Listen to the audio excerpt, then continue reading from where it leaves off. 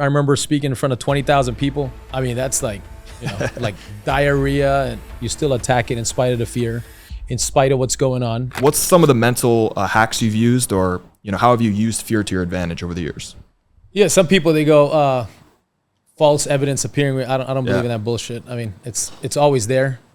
There's just new level of fear. I think it's a matter of facing it in spite of, right? Yeah. So in spite of what's going on, I remember getting 2 repossessions that week and still facing the people we're training with our vision and where we're going, where you're communicating not because of what's happening to me today, but where I'm going. I mean, part of that is courage, right? I mean, this is, whether it's getting kicked out from the house or couldn't pay the house or whatever circumstance you're going through, which I've been through almost every facet of it. I mean, and still showing up in the day to win. Whether it's that or speaking, I remember speaking in front of 20,000 people in one of our conventions. I mean, that's like, like diarrhea, and I mean, not like physically, but you're feeling you're feeling like taking a shit and throwing up at the same time. Yeah.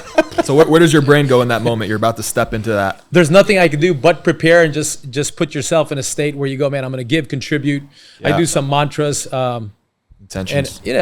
And I take do a prayer, and I go, man, that's huge. I now command my subconscious mind into helping as many people as possible today and bettering their lives and giving me the strength, the humor, the courage, whatever it takes to change these. That's I'm telling you. Yeah. I love to change these people's lives for the better now. I love that. Literally. I mean, I just told you what it is, right? Yeah, there. yeah. That's good stuff. Intentionality is huge. Yeah. Again, you're being intentional with what you're doing. And I think, to answer what you're saying, perseverance during uncertain time, I think, is what creates, what makes the difference. When you're uncertain and you don't know where this is going, but you still show up, while other people decide, hey, if I don't have clarity, I'm not going to show up. Yeah. I need to know what's on the other side. Yeah. And your ability to disconnect your feelings and understand that you will not know until you do what you're supposed to do. And sometimes even if you do what you're supposed to do, it's going to take a lot longer than you think. And that's why I tell people all the time, when people come and ask me, hey, Ali, what should I do? Should I quit my job? I have this opportunity. I have this. The first thing I tell them, like, okay, what does the first, are you the top guy in your company? They say no. I said, okay. First job. Yeah. What does the top guy make in your company? They tell me, let's say 500,000. I say, how much are you making? Let's say they tell me 100,000. I say, you're not allowed to leave that company until you make 500,000. Yeah. That's my first rule. Because the grass is always greener on the other side. You're blaming the industry. You are the problem. Work on you. Work on your mindset. Become better. And then when you get to the top, if you've capped your pay plan and your potential, transition to something transferable else. In any industry. 100%. You will always have your skill. You'll take them to any industry that you go with. But if you're blaming the industry, when you're not the top guy, there's a reason there's a guy making 500, but you're only making 100,000. There's a reason for it. There's a reason there's a guy making 5 million and you're only making 1 million. There's a reason for it. So I always tell them, you're not allowed to leave until you become number 1 or at least in the top 3 in the industry. And then we can talk about leaving. Such a good point. Yeah. That is the first thing I say to them. So again, persevering during an uncertain time to me is huge. And you mentioned speaking in front of people. I remember when I was fighting, there's a guy that I was gonna go against, and he had a nickname. I've never told that story. His name was John Cercueil. Cercueil in French means coffin. The reason he had that nickname, that's horrible. Yes. The reason he had that nickname was because he got attacked by 3 thugs in West Africa, where I was born and raised. And then one guy charged at him. He did a spinning back kick, landed in that guy's chin. The guy died on the spot. He earned that nickname. Holy crap. Yeah. His name is John Cercueil. If he hears it, I don't know even. I haven't talked to him in a long time. But the thing is this. That guy was a badass. He was a killer. Everybody knew who he was. Like, he was the dangerous guy. And I had to go against that guy. And I remember that was like one of the most I had ever been scared in my life. Yeah. And I remember I was getting ready and I'm like, I'm scared. I'm shaking. Yeah. I'm shaking in the locker room. And I'm like this. I'm going like this. And I'm like, damn, what am I going to do? And I remember it's crazy how when you're training, the training is always harder than the actual fight. You know how they say, that's right. You know how they say, bleed or sweat in training so you don't have to bleed in war.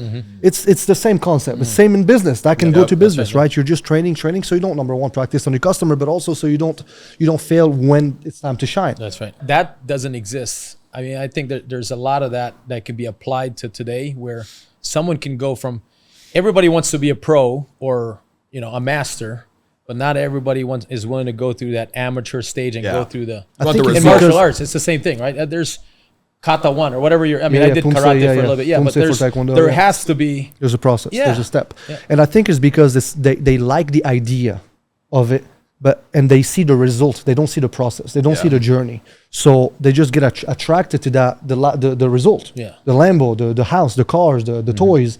They don't see what you've been through. You've been doing it 21 years. 21 years, yeah. Exactly. They don't see what you've been through. And then you can add another 3 years in like real estate on top of that. There you So go. like But again, 24, they don't see the sleepless nights. Yeah. They don't see the repos. They don't see the foreclosures.